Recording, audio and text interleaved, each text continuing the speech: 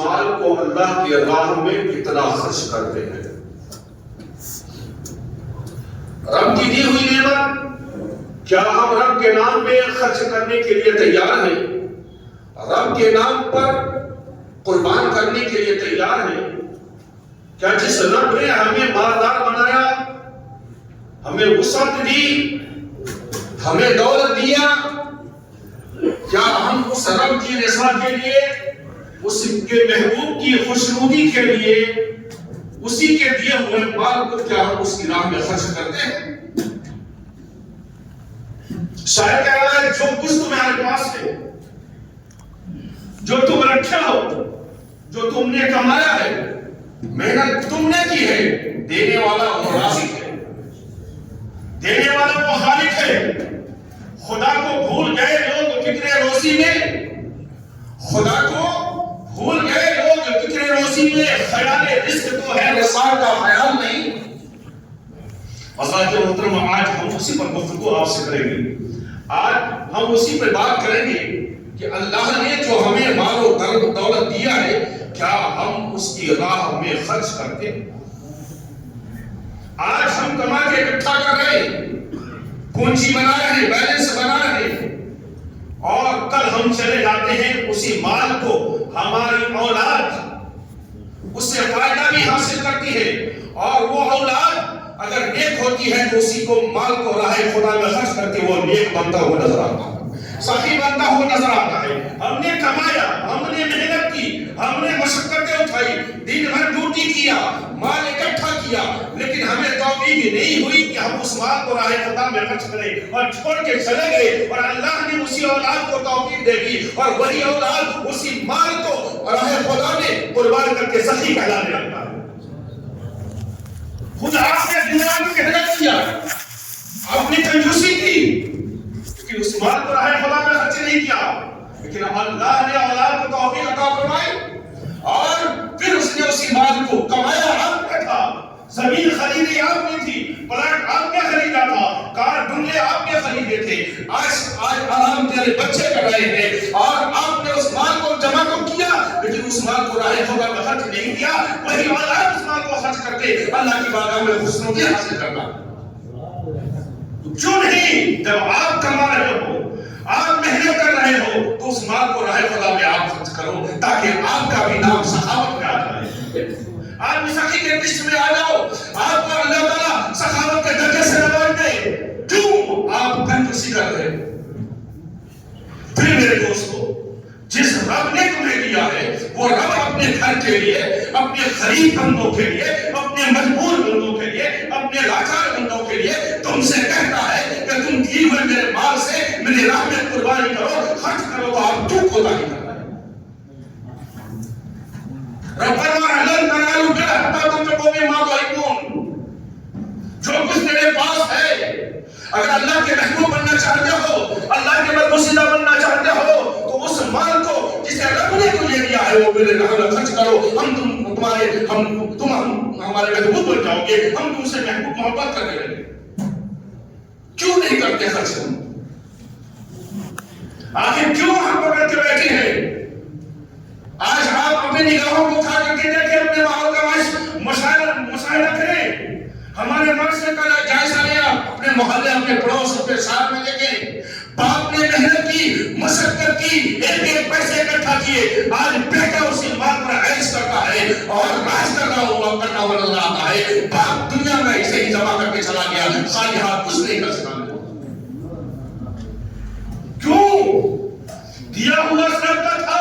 اگر آپ خرچ کیا ہوتے تو آپ کو بھی ثواب ملتا، اور آپ کے والدین کو بھی ثواب ملتا. آپ کا بیٹا کر رہا ہے، آپ کے نام پہ دے رہا ہے، آپ کو تو ثواب ملتا ہے، لیکن سخاوت کا درجہ اسے ملتا ہوا.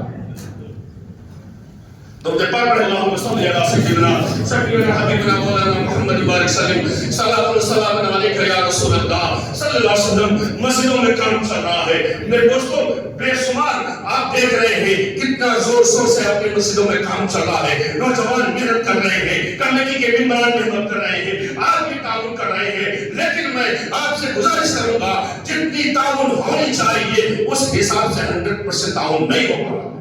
چند گنے چنے لوگ ہیں جو گھر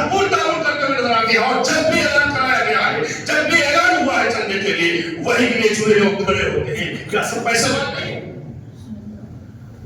इस सारे उम्रिया में एक से एक ऐसे पैसे वाले मौजूद हैं हमारे कौम मुस्लिम में। अगर वो चाहे तो ऐसे आलिशान कई मस्जिदें बना सकते हैं, ऐसी कई आलिशान मस्जिदें बना सकते हैं। लेकिन ये याद रखना, मेरे मुस्तफा ने फरमाया है अल्लाह की राह में खर्च करने की तौफीक अल्लाह तबारक व तआला देता है। ये सबको तौफीक नहीं देता है और सबको ये तौफीक नहीं मिलती है कि उसका पैसा अल्लाह में खर्च हो, उसका पैसा अल्लाह के घर में खर्च हो। पैसा तो सबको देता है, लेकिन तौफीक अल्लाह सबको नहीं देता है कि उसका माल उसके घर में लग जाए। ये तौफीक उसी को देता है जो मस्जिद में ताउन करते हैं अल्लाह की तौफीक से।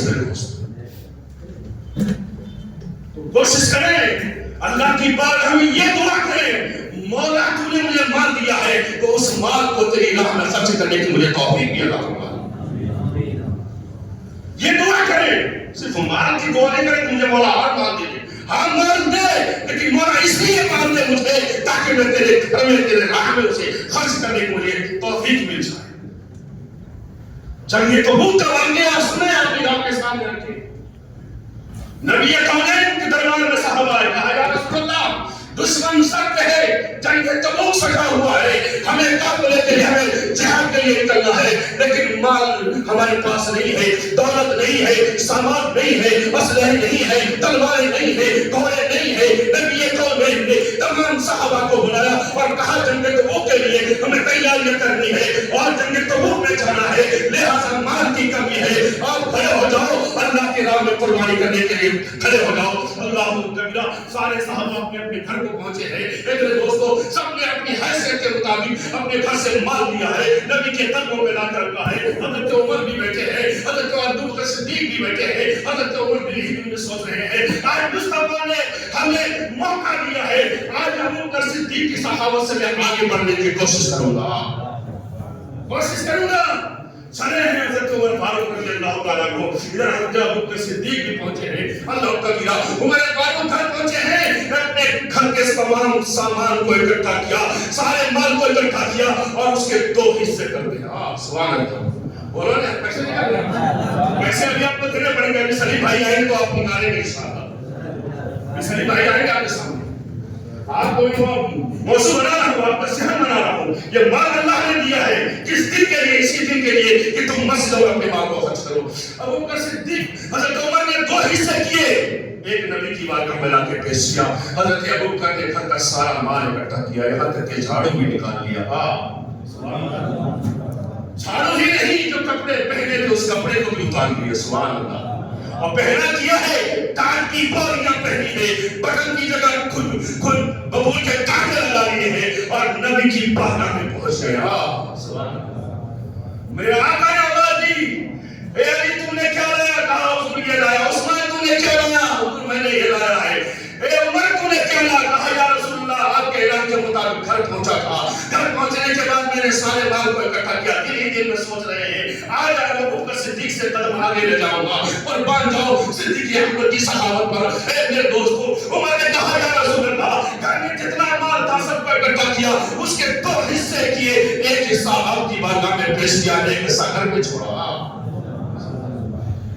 जब अबू बकर सिद्दीक की बारी आई, कुर्बान जाओ सिद्दीक पर, यार घर पर कुर्बान जाओ। ए मेरे दोस्तों नबी ने फरमाया ए अबू बकर अब तेरी बारी है, तो तू क्या लेकर आया है? कहा या रसूलुल्लाह घर में जो कुछ था सब ला करके आपके कदमों में डाल दिया, सब कुछ आपके कदमों में ला के डाल दिया हूं। कहा कुछ छोड़ा भी है? घर में क्या छोड़ के आया? ये नहीं कहा कि कुछ नहीं छोड़ा, नहीं कहा। जुमले पर गौर करेंगे, जो जुमला दे रहा हूं उसको सीने में उतारने की कोशिश कर रहा।